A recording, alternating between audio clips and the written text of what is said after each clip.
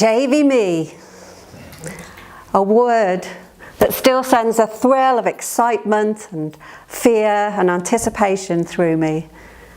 A word that transports me back to a moment of magic.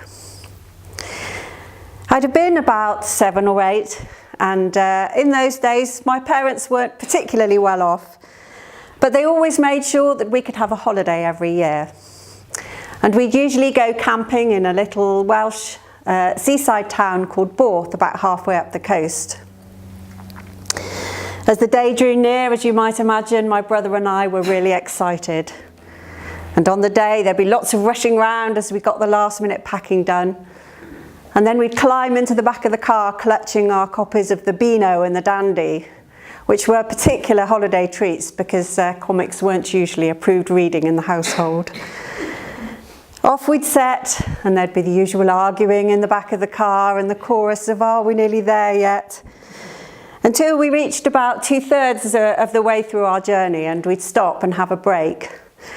And it was just as we were going up into the Welsh hills, and as my brother and I were scrambling over the slate rocks and taking our first breath of that lovely fresh Welsh air, it really felt like our holiday had started.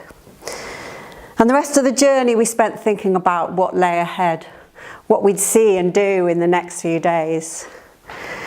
We talked about the sand dunes that went on forever and you had to stay close or else you'd be lost and never be found again.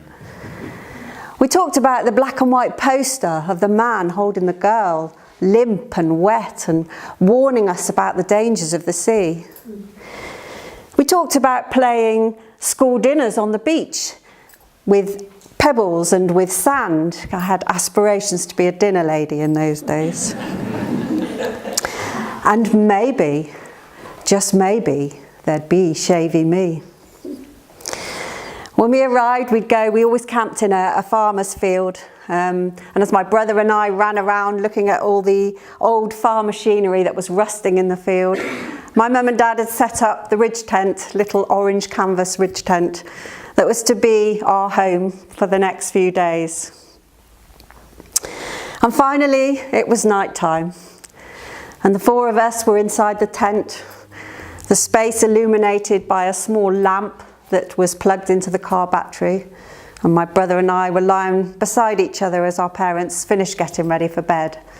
And my dad had switched the light out. And it would be all quiet.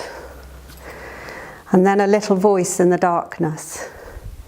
"Daddy, tell us a Shavieme." Silence. 2 voices. "Daddy, please tell us a Shavieme." More pleading, more silence, but eventually he agreed. And we lay there knowing, absolutely knowing, what the next thing he was going to say was. It was a dark and stormy night. I should perhaps explain at this point exactly what a Shavieme is. So Shavieme was the first ghost story my dad ever told us, and it was the only time he told us stories really, so it was a real treat when we went on holiday and persuaded him to tell us a story. And they weren't all the same. Shavieme was the first one, but all these stories had 3 things in common.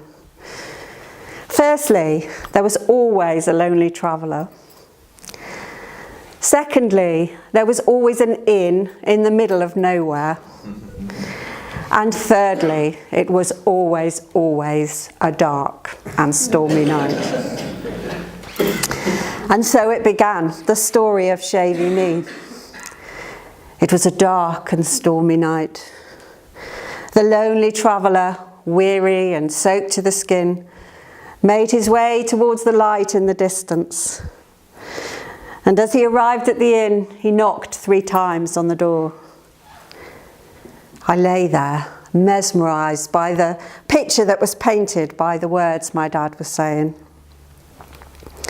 Listening to the rain outside on our tent and the wind gently flapping the sides. I listened intently as he told us how the traveller was let in by the innkeeper, but there was no room at the inn. He'd have to just eat and drink and move on. Just as we pleaded with my dad, the traveller pleaded with the innkeeper to stay. And so eventually he took pity on him. But there was a problem. He would have to stay in the bedroom, the attic bedroom that no one had ever stayed a whole night in. The room that was haunted. I caught my breath. It was getting really creepy now. I reached out for my brother's hand, wondering what was coming next, as the innkeeper led the traveller up the 3 flights of stairs, with just a candle lamp flickering in the darkness, each step creaking as they went. Finally, the innkeeper left the traveller, and as he put his light down on the table, it went out. I opened my eyes wider. Suddenly it was much darker in the tent.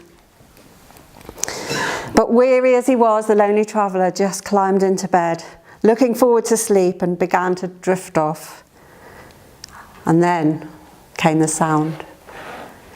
Shavieme, Shavieme.